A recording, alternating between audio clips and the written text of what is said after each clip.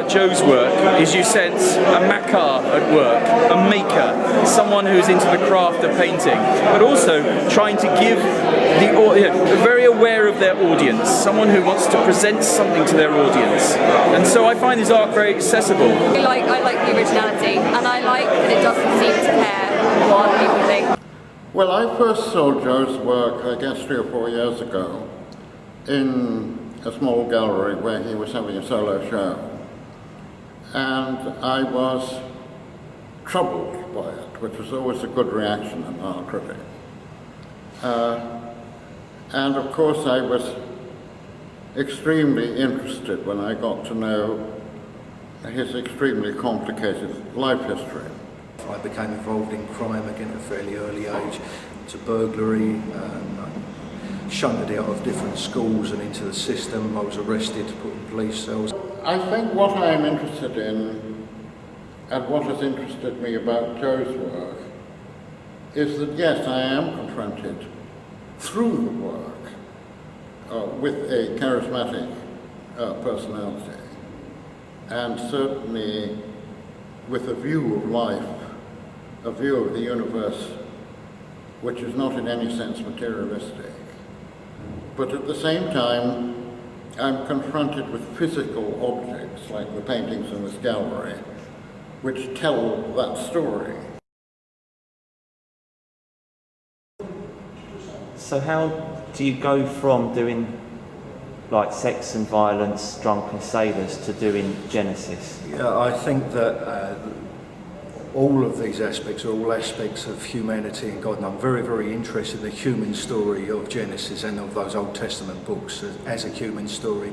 I see Genesis as God's revolution. That revolution is ongoing, and that the failure is on man's behalf. Failure to adhere to the common sense aspects of the Ten Commandments, i.e. you don't kill people, you don't have sex with your neighbour's wife. These things just don't fucking work. I think my earlier paintings were in reference to myself, of course, they really did embody my own impulses, the way that I saw myself, the way that I saw my sexuality at the time, the violence that I was involved in, basically living on the street. But all of these things are aspects of God. There are none of them which are separate from any of the others. Any of the series, and in terms of paintings, are all aspects of the same thing. Is part of my search in some way for the self. So what I'm doing, I suppose, what I started doing is working with these elements of myself from a very early stage, my own life, and gradually moving towards the divine. The Genesis paintings immediately remind me of William Blake. That is, they remind me of the prophetic books. Blake didn't paint in that sense. He did paint sometimes in a kind of temporal process of his own invention. But the whole idea of visionary art, dealing with spiritual issues, all this kind of thing, this is a very direct descendant of what you see in the prophetic books.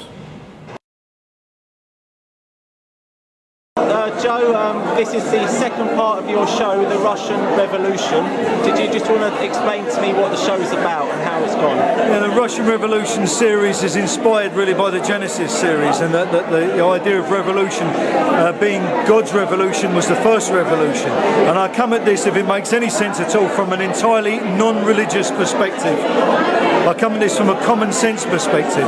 Is that they're basically ideas that are involved in revolution that are maybe above mankind, maybe ideas that we don't understand, or ideas we do not understand yet. It's the very fact that we don't understand these ideas, it gets lost in translation as the failure. And the failure of the revolution, of all revolutions, is a human failure. It's something that we are working towards. The idea behind the paintings, behind the entirety of the paintings really is just a continuation of the Genesis series. And who knows what next. I'm a narrative painter. I'm very interested in the idea of revolution and the ideas that revolution bring into the world. And basically the idea that revolution itself can only be judged post-revolution. Any revolution in itself is only as good as what the people say it is after the revolution has happened. You've always been doing your nature paintings as far as I can remember. What's it done for you over the years? Yeah, nature painting is, I think, helps because it's far more gentler than anything else. There's a stillness about the paintings, and that's because I tend to go to those parts of the woods where there is a stillness, the most deepest part of the wood and paint. The great thing about nature is, of course, that it grows. That it springs again afresh. And that is, to some extent, what the painting I'm now looking at celebrates, trees in blossom. Well, I think what you have here is a celebration of the ability to communicate, the ability to touch and move people. The idea of the tree, and the tree as a conversion system, has always interested me.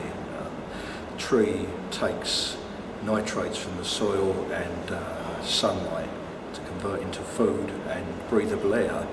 I think any usable system for humanity has to be a conversion system. The human body is a conversion system. The mind and psychology, conversion system. Kabbalah is a conversion system. All of these things are, they're intended to help us in a way that if you have problems in your life, you try and understand those problems and convert them into something that you can use. It's something I do very much in my work. This exhibition is called Joe Machine Evolution because he has definitely evolved from where he was to where he is now. It has been a great joy to see Joe's work recognised by so many people who perhaps didn't know it before. But the other great joy, and this is what I'd like to stress as the conclusion perhaps of the exhibition, which now finishes tomorrow, is that it shows how an artist coming from Joe's undoubtedly troubled background has been able not only to make convincing art, but to develop, because the basic narrative here is not simply that of an artist who has become an artist and a successful artist from initially extremely unfavourable circumstances, but an artist who is developing all the time. I think that's what I'm trying to get at with my work, is that there's some redemption somewhere, that you're going somewhere in life. Life is a journey. You're going somewhere. You've been to A, you know where that is. You're going somewhere else. You make mistakes along the way. It's inevitable. There will be failures. There have been for me, many. But the outcome is uncertain. So there is no certainties for every opportunity.